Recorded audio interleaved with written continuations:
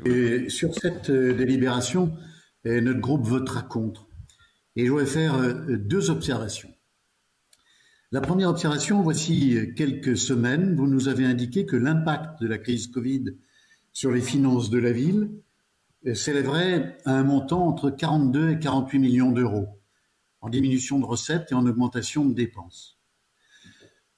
Je rappelle que la capacité d'autofinancement de la ville de Lyon, c'est-à-dire ce qui vous permet d'investir sans emprunt, et Dieu sait si aujourd'hui les investissements attendus sont importants, que cette capacité d'investissement s'est élevée en 2018 à 21 millions, 54 millions en 2019 et 33 millions 33 millions en 2019, 54 en 2018 et 21 en 2017. Ça veut dire clairement que l'augmentation des dépenses et les diminutions de recettes du fait de la crise Covid ramène à zéro la capacité d'autofinancement de la ville de Lyon.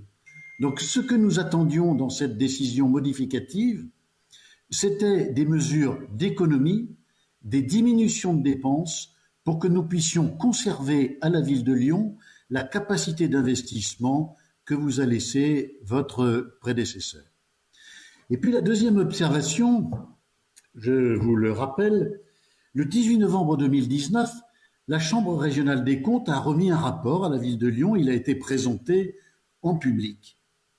La loi prévoit que dans l'année qui suit la communication de ce rapport, vous avez pour obligation, je dis bien pour obligation au titre du Code des juridictions financières, de présenter un rapport pour expliquer comment vous aurez mis en œuvre les préconisations de la Chambre régionale des comptes.